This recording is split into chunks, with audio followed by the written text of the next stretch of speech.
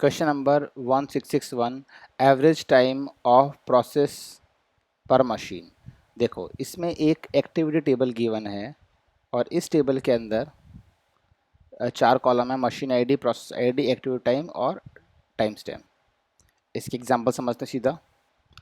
इसके अंदर आपको एक मशीन आईडी गिवन है। इस मशीन आईडी के अंदर दो प्रोसेस हो रहे हैं, प्रोसेस आईडी 0 वाला, प्रोसेस आईडी 1 वाला। इसके लिए हर प्रोसेस आईडी के लिए इसने स्टार्ट डेट और एंड डेट दिए, एंड टाइम एंड दिया है, और स्टार्ट टाइम स्टैम्प और एंड टाइम स्टैम्प दिया है। ठीक है। और फाइनली हमें क्या निकालना है, इसके अंदर हर मशीन आईडी के लिए उसका एवरेज प्रोसेसिंग टाइम निकालना है। मतलब समझ लो, जैसे इसकी बात करें तो इसमें अगर मैं ये इस प्रोसेस के लिए ये स्टार्ट और एंड है, तो इसका टाइम क्या हो जाएगा, दिस माइनस दिस। तो ये मान लो ए आ गया।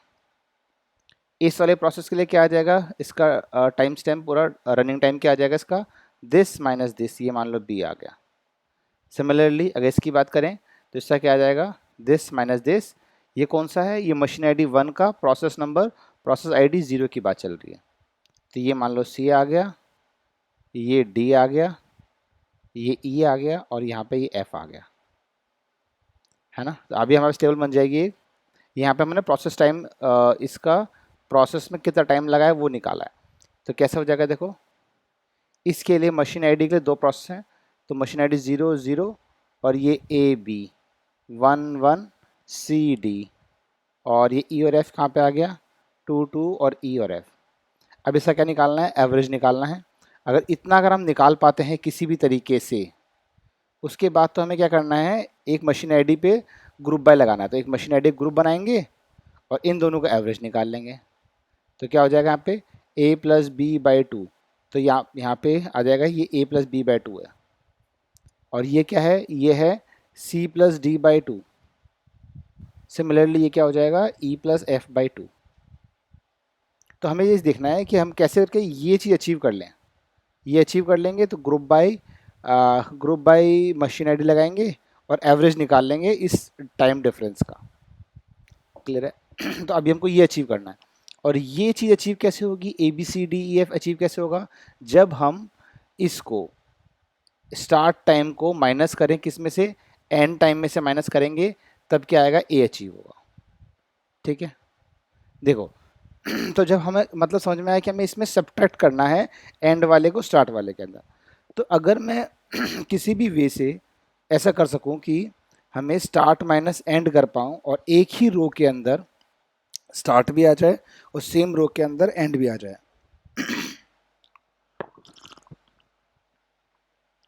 तो उसके लिए मैंने दो अप्रोच यूज़ करी हैं। फर्स्ट अप्रोच जो है वो है जॉइन से। तो एक ही टेबल है, तो इसमें मान लो हमने दो जॉइन यूज़ करे। एक ही टेबल है तो हमने इसको सेल्फ जॉइन यूज़ किया। पहला सेल्फ जॉइन क्या है, A1 है, सेकंड जो है वो A2 है। मैंने एक इस टेबल को पहले इसका एलियास दिया A1 और A2। अब मैंने मान लो इन दोनों को ज्वाइन किया ऑन मशीन आईडी।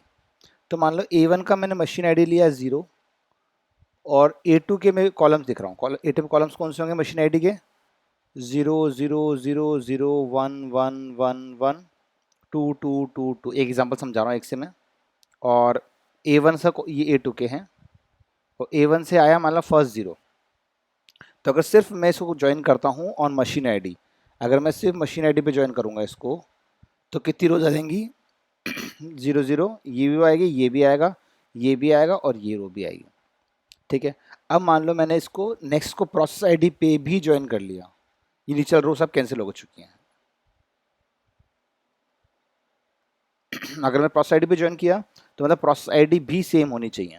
तो इसकी जो 0, इसका प्रोसेस आईडी क्या होंगी, 0 0 1 1। इसका जो 0 आएगा, इस 0 का आगे प्रोसेस आईडी भी सेम 0, तो ये 0 आ गया, ये रो आ जाएगी। और इसका अगले के प्रोसेस आईडी क्या होगा, 0, ये रो भी आ जाएगी।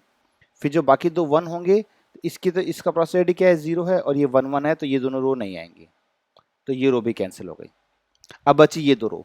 अब मैंने मान लो एक कंडीशन और लगाई, मैं बोल चाह रहा हूँ कि A1 जो है ना, A1 इसका तो एक्टिविटी टाइप होना चाहिए स्टार्ट, और जो A2 का एक्टिविटी टाइप होना चाहिए, ये होना चाहिए एंड। तो ये मैंने कंडीशन और लगाई कि A1 का जो एक्टिव टाइप है ये होना चाहिए स्टार्ट, A2 का एक्टिव टाइप होना चाहिए एंड।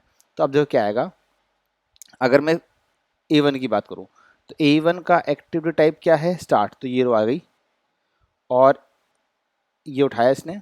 और A2 में फर्स्ट रो में A2 का एक्टिव टाइप क्या हो जाएगा स्टार्ट, तो ये रो भी नहीं आएगी।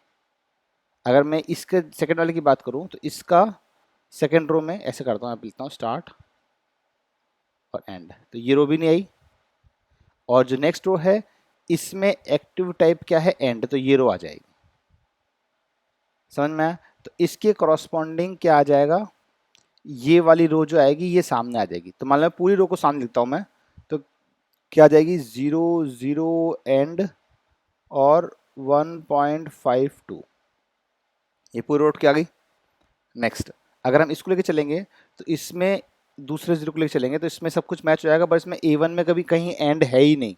A1 में A1 की एक्टिविटी टाइप में स्टार्ट है ही नहीं, तो इसका मतलब ये रो आएगी नहीं, क्योंकि A1 की एक्टिविटी टाइप में क्या आना चाहिए स्टार्ट आना चाहिए।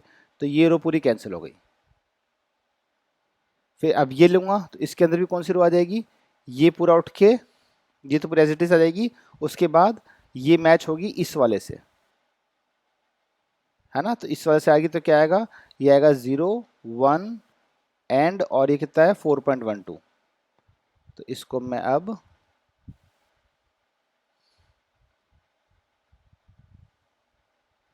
ये आ जाएगा 4 पॉइंट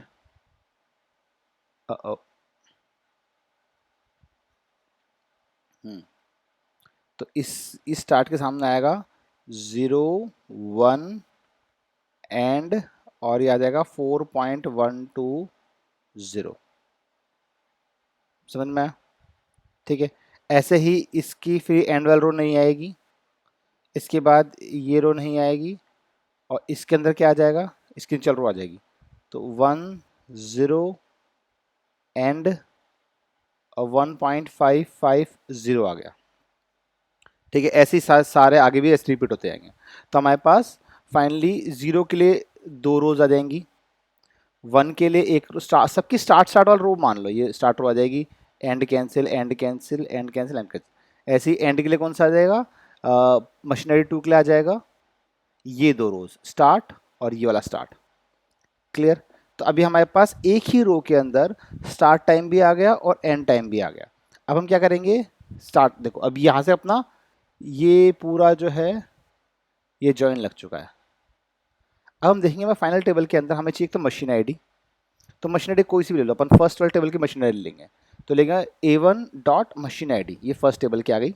सेकेंड टेबल में हमने सेकंड टेबल के अंदर हमको क्या निकालना है, प्रोसेस सेकंड कॉलम के लिए हमें चाहिए प्रोसेसिंग टाइम।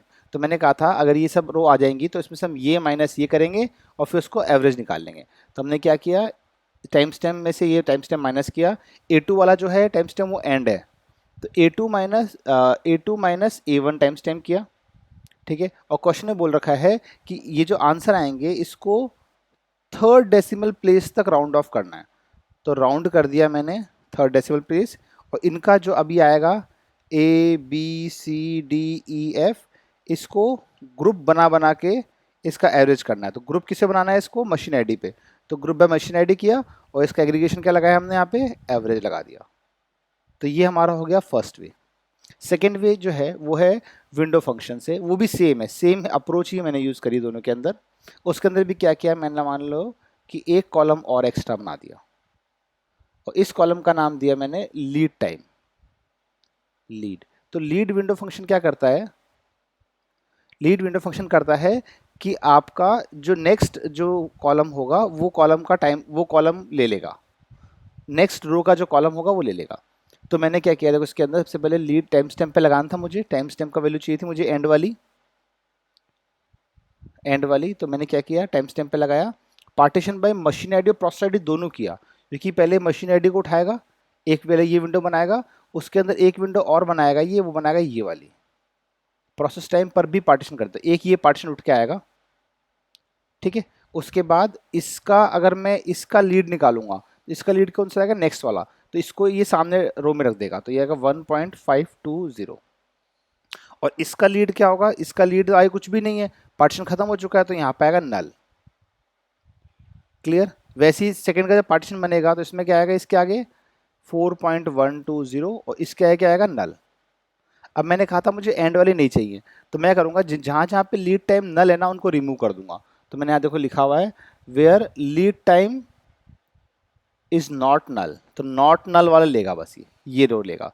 तो वापस से वही आ गया ABCDEF, और फाइनली फिर मैं क्या करूँगा, इनको मशीन आईडी पर इनको एवरेज लगा के राउंड ऑफ कर दूंगा। ठीक है। जब भी हम विंडो फंक्शन लेते हैं तो उसको हम कहीं भी वेयर में यूज़ नहीं करते, तो इसलिए मैंने इसको अलग से इसका एक CTE बनाया है, कॉमन टेबल एक्सप्रेशन बनाया है। Thank you.